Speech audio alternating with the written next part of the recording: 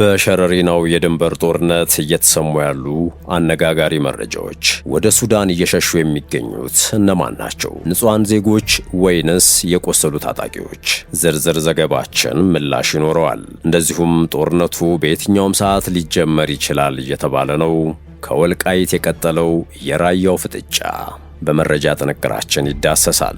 የኤርትራ ወይም ሻዕቢያ ወታደራዊና ሲቪል አመራሮች እንዲሁም የድንበር አካባቢ ነዋሪዎች ሉዓላዊ ድንበር ተሻግረው በኢትዮጵያ የትግራይ ክልል በይፋ መገኘታቸው አነጋጋሪ ሆኗል።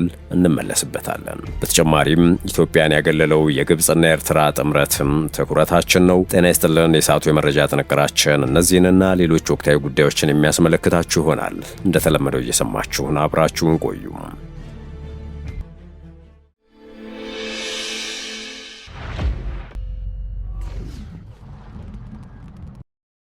ወደ ቀዳሚ ጉዳያችን አመራን። በሸረሪናው የድንበር ጦርነት እየተሰሙ ያሉ አነጋጋሪ መረጃዎች። ወደ ሱዳን እየሸሹ የሚገኙት እነማን ናቸው? ንጹሃን ዜጎች ወይንስ የቆሰሉ ታጣቂዎች? ተከታዩ ዘገባ ምላሽ አለው። ያሳለፍነው ሳምንት መጨረሻ ቅዳሜ በኢትዮጵያ መንግስት ወታደሮችና በትግራይ ኃይሎች መካከል ህወሓቶች ምዕራባዊ ትግራይ ብለው በሚጠሩት አካባቢ ግጭት መካሄዱን ተከትሎም በመቶዎች የሚቆጠሩ የአካባቢው ነዋሪዎች ወደ ሱዳን መሰደዳቸው ተሰምቷል። ሱዳን ከገቡት ስደተኞች መካከል ቁስለኞች እንደሚገኙበትና ቁስለኞቹ የሕክምና እርዳታ ካገኙ በኋላ በመጀመሪያው ጦርነት የተሰደዱ ኢትዮጵያውያን ወደ ተጠለሉበት የስደተኞች መጠለያ እንዲገቡ እንደተደረገ ከሱዳን ምንጮች መስማቱን ጠቅሶ የፈረንሳዩ ዜና ወኪል ዘግቧል። በተያያዘ በኢትዮጵያ ድንበር አቅራቢያ በሚገኙ ኢትዮጵያውያን በተጠለሉባቸው የሱዳን የስደተኞች መጠለያዎች ላይ ቅዳሜ ዕለት በወደቁ የከባድ መሳሪያ ፍንጣሪዎች የስደተኞች ሕይወት ማለፉንና ሌሎች መቁሰላቸውን የሱዳን የስደተኞች ኮሚሽን አስታውቋል። ሆኖም በክስተቱ የስንት ስደተኞች ሕይወት እንዳለፈና ስንቶቹ እንደቆሰሉ ወይም በየትኞቹ መጠለያዎች ላይ የመሳሪያ ፍንጣሪዎች እንደወደቁ ኮሚሽኑ አልገለጸም። ኮሚሽኑም ተመድና ቀጠናዊ ድርጅቶች በቀጠናው ሰላምና ጸጥታ እንዲሰፍን፣ የስደተኞች ደህንነት እንዲጠበቅና ለስደተኞች ሰብአዊ እርዳታ እንዲቀርብ ጥረት እንዲያደርጉ ጠይቋል።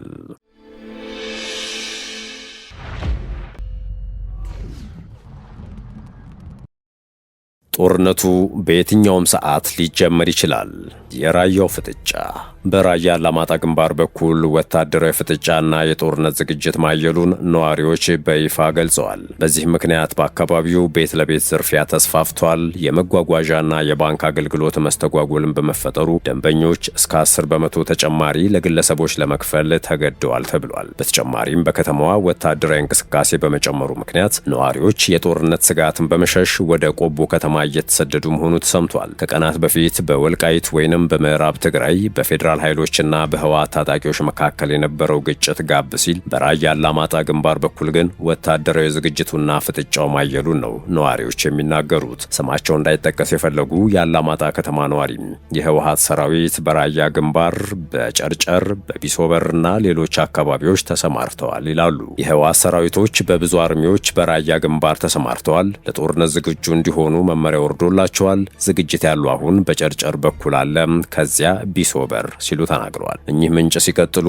በዛ ቡታ መርፌ አካባቢ አለ፣ ከዚህ ደግሞ በዋጃ ቆቦ፣ በጃሮርታ ጀምሮ በዳንያ ለኮም፣ ሰሌን ውሃ፣ ከዚያ በላይኛው በኩል ደግሞ በባይባዋ እንደዚሁም የዋጃን መስመር ተከትሎ ያለው የራሳቸውን አርሚ አዘጋጅተዋል ሲሉ ነው የዘረዘሩት። አሁን ባለው ወታደራዊ ዝግጅትና እንቅስቃሴ ጦርነቱ በማንኛውም ጊዜ ሊጀምር ይችላል የሚሉት የራያ ወረዳ ነዋሪ ጦርነቱ በተጀመረ ቁጥር ጉዳት የሚደርስበት የራያ ማህበረሰብ በእጅጉ ነጻነቱን ይሻል ብለዋል። ከጦርነት ዝግጅቱ ጋር ተያይዞ ባላማጣ ከተማ በምሽት ሰዎች በነጻነት የመንቀሳቀስ መብት የላቸውም። እንደዚሁም ታጣቂዎች ቤት ለቤት የሚፈጽሙት ዝርፊያ ተጠናክሮ ቀጥሏል የሚሉት አስተያየት ሰጪም ዘራፊዎች ፊታቸውን በሽርጥና በጭንብል ስለሚሸፍኑ ማንነታቸውን ማወቅ አይቻልም ሲሉ ገልጸዋል። ከትግራይ ወደ መሃል ሀገር የሚጓዙ የህዝብ ማመላለሻ መኪኖች ስራቸውን አቁመዋል ያሉት አቶ ገብሩ ተስፋ ጊዜ ደግሞ ካላማጣ በኋላ መጓዝ ለወጣቶች ፈተና ሆኗል ሲሉ ይናገራሉ።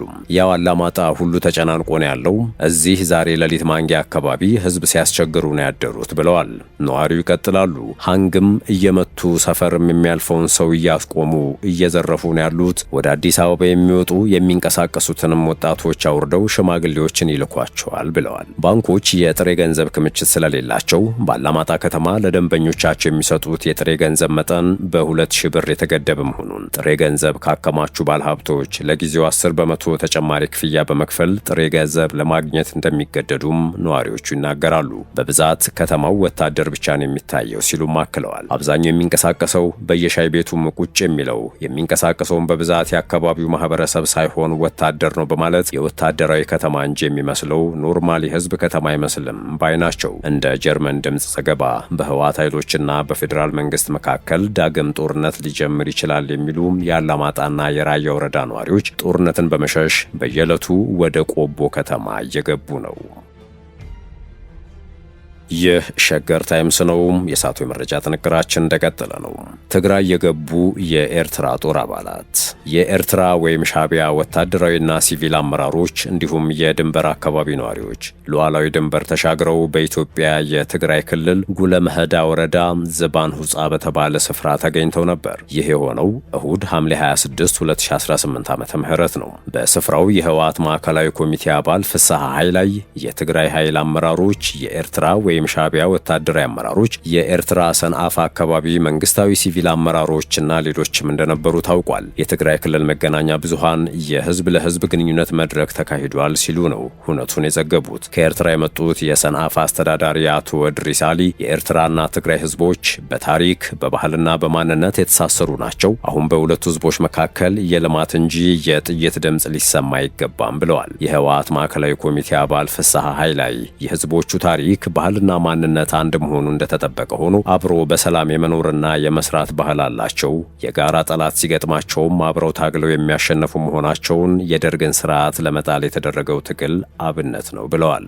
በአብሮነት ጉዞ ውስጥ ችግሮች አልነበሩም ማለት ባይቻልም ዋናው ነገር ሁለቱ ህዝቦች ችግሮቻቸውን አርመው እንዳይደገሙ ከልብ ከሰሩና በመጪው ዕድላቸው ላይ አብረው ከወሰኑ የተሻለ ሰላምና ልማት ማረጋገጥ ይችላል ሲሉም ገልጸዋል። የጽምዶ እንቅስቃሴ አካል ነው በተባለው በዚህ ግንኙነት የሻዕቢያ ወታደራዊና ሲቪል አመራሮች ድንበር አልፈው ጉለመህዳ ወረዳ ሲገቡ አቀባበል በተደረገላቸው ወቅት የትግራይና ኤርትራ ህዝቦች የሰላምና ልማት ጥምረት ወይም ጽምዶ የሚል መልእክት የያዘ ባነር ከፊት ታይቷል።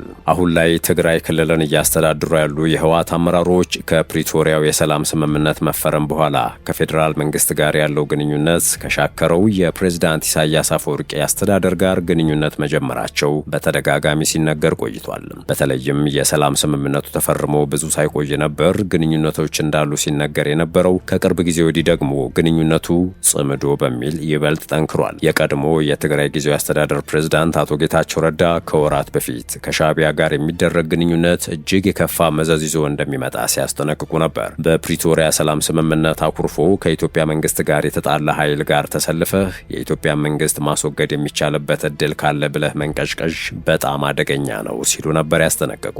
ሌላኛው በትግራይ ጦርነት ወቅት የፊት ወታደራዊ አመራር የነበሩት ሌተናንት ጀነራል ጻድቃን ገብረትንሳኤ ከወራት በፊት የህወሓት አመራሮች የወንጀል ስራቸውን ወይም የቀድሞ ጦርነት የተገባበትን ውሳኔ ጨምሮ ያንን ለመሸፈን ከሻዕቢያ ወይም ከኢሳያስ መንግስት ጋር ሽርክና ጽምዶ በመፍጠር ጦርነት ለመቀስቀስ እየሰሩ ነው ብለው ነበረ። የትግራይ ጄኖሳይድ ኮሚሽን የተባለ ተቋም ባጠናው ጥናት በትግራይ ጦርነት ወቅት 75 በመቶ የግፍና የወንጀል ስራዎችን የሰራው የኤርትራ ሰራዊት እንደሆነ በማመልከት ከኢሳያስ መንግስት ጋር መተባበር ወይም ጽምዶ መፍጠር ጥፋት እንደሚያመጣ በማመን ህዝቡ የሚደግፈው ተግባር እንዳልሆነና አደገኛ መዘዝን ይዞ የሚመጣ እንደሆነም አስጠንቅቆ ነበረ።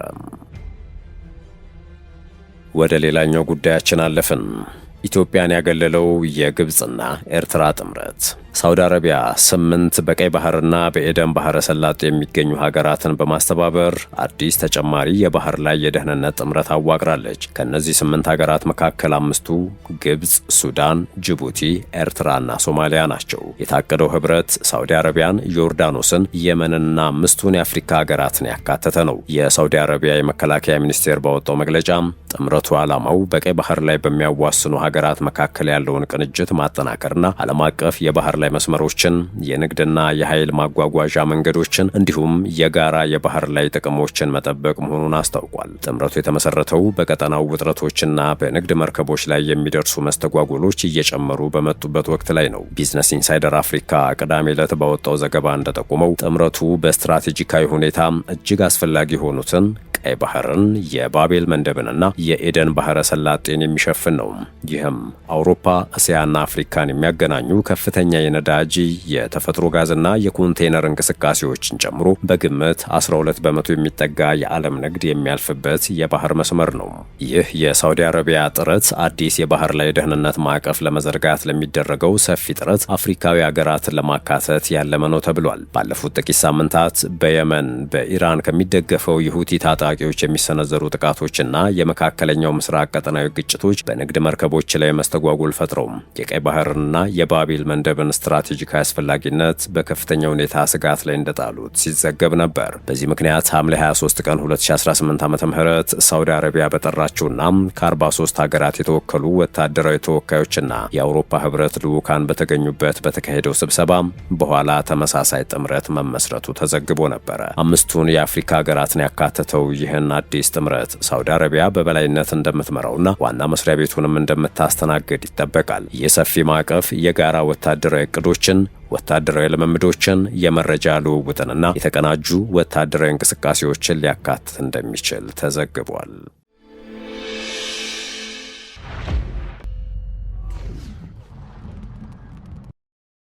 በመጨረሻም የሱዳን የደህንነት ምክር ቤት በጦር ግንባር ከተዘገቡ ስኬቶች ጎን ለጎን የተቀናጁ ወንጀሎችን ለመከላከል አዳዲስ እርምጃዎችን ይፋ አድርጓል። በጦር ኃይሎች አዛዥ አብዱልፈታህ አልቡርሃን የተመራው ምክር ቤት በቅርቡ በጦር ግንባር የተመዘገቡ ስኬቶችን ያደነቀ ሲሆን አጠቃላይ የደህንነት ሁኔታዎችንም ገምግሟል። ምክር ቤቱ ከአደንዛዥ እጽ፣ ከሰው፣ ከጦር መሳሪያና ከወርቅ ህገወጥ ዝውውር ጋር የተያያዙ ጉዳዮችን የሚያዩ ልዩ ፍርድ ቤቶችን ለማቋቋም ወስኗል። የሱዳን ጦርና ባሪ ኃይሎች አባላት በማዕድን ማውጫ ቦታዎች እንዳይገኙ ክልከላ ያስቀመጠ ሲሆን መመሪያውን ጥሰው የተገኙ የጦር መሳሪያዎችና ወታደራዊ ተሽከርካሪዎች እንዲወረሱ አዟል። የሱዳን ጦር ካርቱምን ከሰሜን ኮርዶፋን ጋር የሚያገናኘውን ስትራቴጂካዊ የወጪ ንግድ መስመር ሙሉ በሙሉ ተቆጣጥሯል። አልቡርሃን ከፈጥኖ ደራሹ ኃይል አማጽያን ነጻ በወጡ አካባቢዎች የሚገኙ የጦር ግንባር ሰራዊት አባላትን ጎብኝተዋል። ምክር ቤቱ ሀገራዊ ደህንነትን ለመጠበቅ የህግ የበላይነትን ለማጠናከርና ማንኛውንም የደህንነት ስጋት ለመጋፈጥ ያለው ቁርጠኝነት በድጋሚ አረጋግጧል ተብሏል። ውድ የሸገር ታይምስ ቤተሰቦች የሰዓቱ የመረጃ ጥንቅራችን ይህን ይመስል ነበር። ስለተከታተላችሁን ከልብ አመሰገንን። በያላችሁበት ሰናይ ጊዜን ተመኘን።